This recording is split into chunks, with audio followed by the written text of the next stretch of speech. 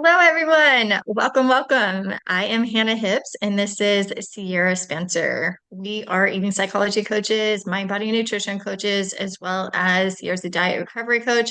I'm all about a slow down life. And so we are here to talk about our dose of health, body, food, all the things that are included in that. So let's talk about something many of us carry around quietly. What do you think that could be? The grief of our changing body.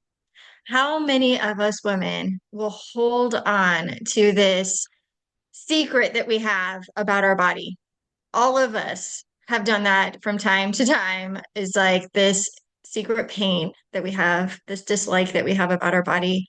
All of those things are included. So I just want you to think about something. Let's talk about like our bodies changing from teenager to mom to now. And let's like normalize body changes. Our body is going to change throughout our life. Can we normalize that? Can we say it's okay? And me and Sierra are here to tell you and teach you how to make it okay. So I was talking with a friend. This has happened with many of my friends where we're like scrolling back, looking through photos of ourselves from, I think I was showing her some pictures of when I was in Vegas for my 21st birthday. And she's like, oh, you like your face. Oh, you look so different. And like all this stuff. And it's like, sometimes I feel like there's this tinge of like longing. Like, and I think part of that's normal. Okay. Like, where that's not bad. Like, it's normal. And like sometimes I think what can be destructive and behaviors and thoughts or more negative that gets us hung up and maybe depressed is we think that we should look the same as we did when we were 18 or 21. And that's not just us. We didn't even, that's not even our own thought. That's from society, like diet culture. And so we're going to dive into that a little bit more. But this is kind of where this is coming from is like that like looking back and thinking that we need to look and wear the same size as we did. Like, I mean, think about maybe some of you guys have seen that. It's like it's a whole live TV show about getting back into your wedding dress and like all these people that do all these crazy things to lose weight to get back into their wedding dress. And like most people get married before they've had kids and before there's all these life changes. So talk about disempowering, honestly. Like that show made me absolutely cringe. So Yeah, anyway. body changes are normal. And I just want to bring something up. Have you ever looked at a picture and been like, cringe? Because you're like, how did I wear that? Like, let's have some fun with it, right? Like, we can look back and be like, oh, I wish it was like that. And we can look back and be like, oh, cringe. That was like, what kind of hairdo did I have? Like, all of those are neutral, right? Neither good or bad. So we're trying to really allow the changes of our body to be more neutral. It's not good or bad. When you were 16, wearing tight jeans, like that's not good. And where you are right now is not bad. So I just want to like put that out there of like, this is more of a neutral thing. Let's get present to where we are in our life right now because we've gone through puberty, pregnancy, motherhood, grief, stress, burnout. You were a stay-at-home mom like me to a full-time worker. Maybe you work night shifts. Maybe you've been raising babies. Maybe you're home all day and raising babies, and it's like hard to even like feed yourself during the day. Um, you might have had an illness, premenopause, aging. All of these things are going to change the way our body looks, feels, how we think about our body. So there's things throughout our life. These are called the seasons of life. Your body is going to change with the seasons. It is absolutely crazy to think that your body is going to stay the same throughout your whole life. And we get so hyper focused, obsessed with a certain type of body that we had, and we want to keep that and we try to hold on to that. And then think about how your life revolves around that with every thought, every decision, everything that you do. And we're missing out on the important things in life. I think about when I had my first baby. I don't want to make myself wrong or bad. I know it's a human emotion, but I was so focused and kind of obsessed with losing the baby weight.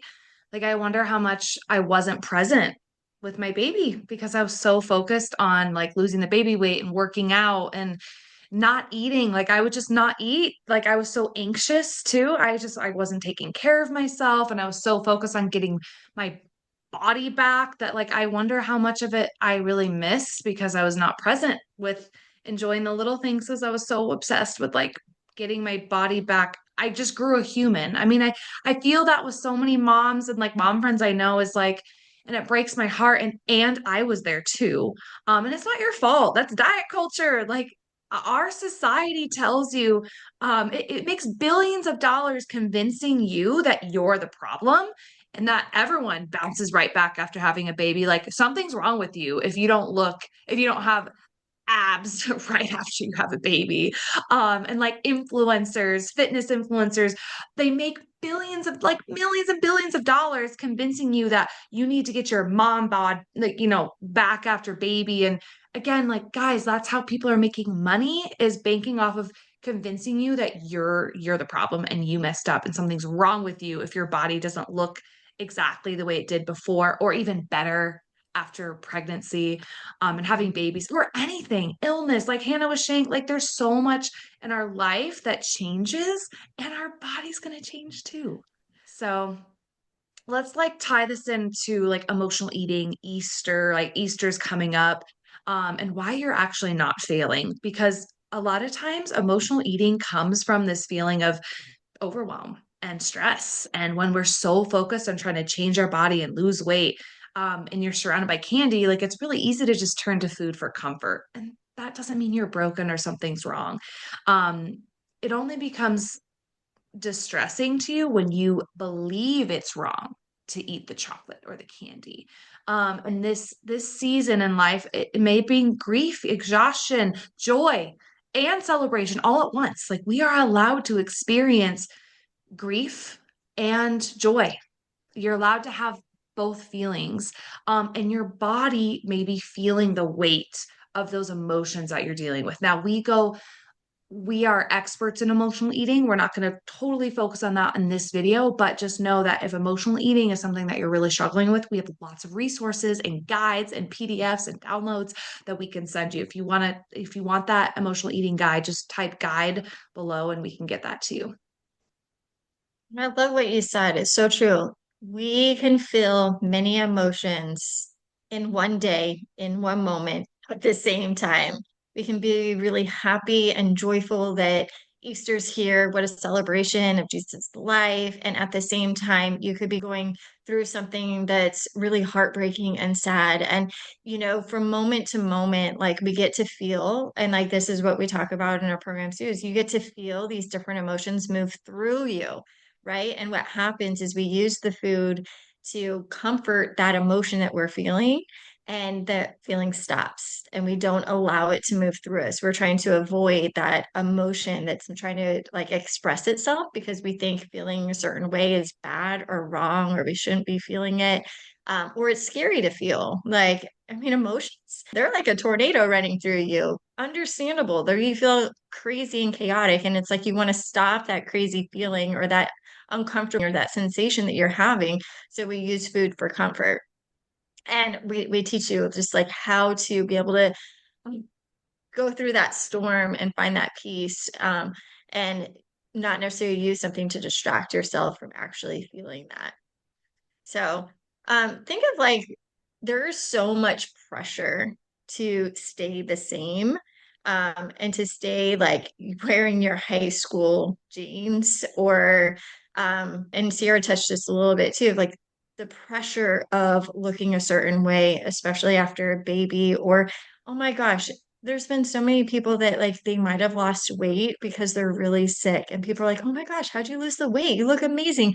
Yet they're going through something so extremely challenging.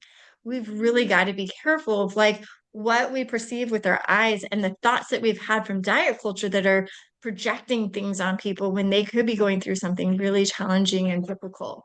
Really, what's the cost of pursuing thinness? Like, what is it costing you in your life? What are you not able to experience because you're so focused on being thin or having a certain body?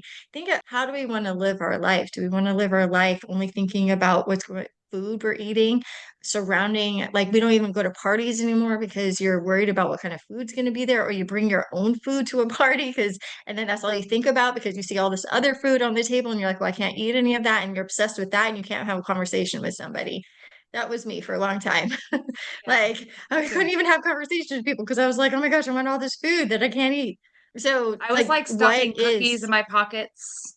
Like when no one yeah, was looking, I would like stuff cookies like literally in my pockets of my jacket because I was like, I can't let anyone know I'm eating these, so I'll stuff them in my pockets and eat them at home later. And just, I felt so crazy. And that's really not normal.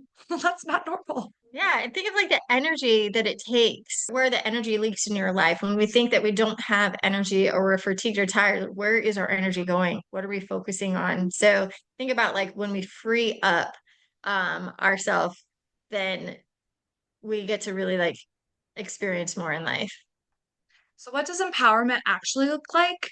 Um, Accepting the season you're in without an apology, right? Like not apologizing for like, oh, it breaks my heart when someone's like, oh, like, I'm sorry I don't look good. I'm sorry I'm this way. It's like, oh, like no apology. Like this is the season you're in. Releasing the shame that your body shouldn't look like this.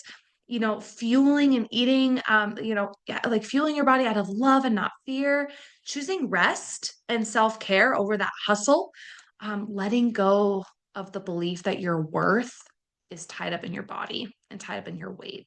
That is a challenge. But that's what we teach. That's what we teach our women. And you know what? This isn't your fault. It's the system that you were born into, and you don't have to stay in it. And your body is not the problem. Diet culture is. So if you are tired of fighting yourself and ready to make peace, hi, Aiden.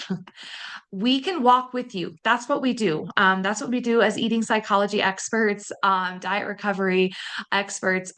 So if you're interested in learning more about what we do, we are getting ready to open the doors to our Empowered Eating Inner Circle, and we have a wait list. So this isn't your fault, and it's really the system that we were all born into.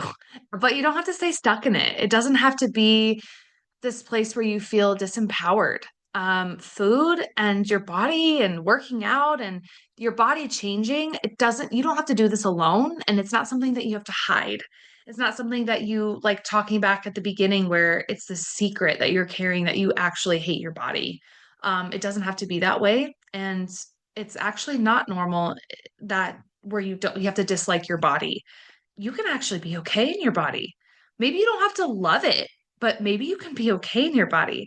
I wanted to share something really quick that just came up into my mind. I'm talking with my girls in the car, and they have a little friend with them. And, she was like, I don't like anything about myself. I don't like my voice. I don't like my hair. I don't like all these things. And I was like, huh, tell me more about that. Like, why is that? So we're having this conversation, and then they're all deciding all these things that they don't like about themselves. And I'm like, whoa. I'm like, all right, well, I asked her, I'm like, what are three things you do like about yourself? And I was like, it doesn't have to be how you look. And I gave them some examples. I was like, I really like that I'm kind. I was like, I also like that I'm funny. And I was like, I like that I'm a good friend. And I was like, I also really like my hair. And I was like, I like my skin color.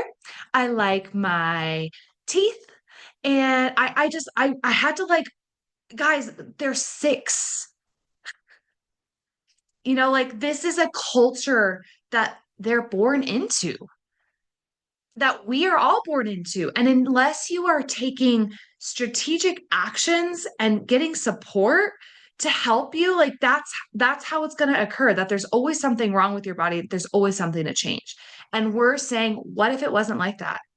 What if you had the power to feel good about yourself and then pass that on to your kids? Like what a mind-blowing experience to have to grow up feeling okay in yourself. Like that's radical. That goes against the grain because your body isn't the problem. Diet culture is. Where they're making money off of us not believing we're okay. That's what's making the money. That's the problem. So if you're tired of fighting yourself and you're ready to make peace, let us walk along that journey with you. And we're so excited because the Empowered Eating Inner Circle's doors are opening very soon. And so if you want to get on the wait list to learn more info, just comment below. I'm interested. And we will add you to our wait list. You're not committing to anything. You're just, maybe you're interested. Maybe something sparked a little bit of interest in it. You're like, I want to learn more. That's what this is. We're adding you to our wait list to learn more when we open those doors to the Empowered Eating Inner Circle. It's time for us to rewrite the story together. So, thank you guys so much for joining us, and we will see you again soon.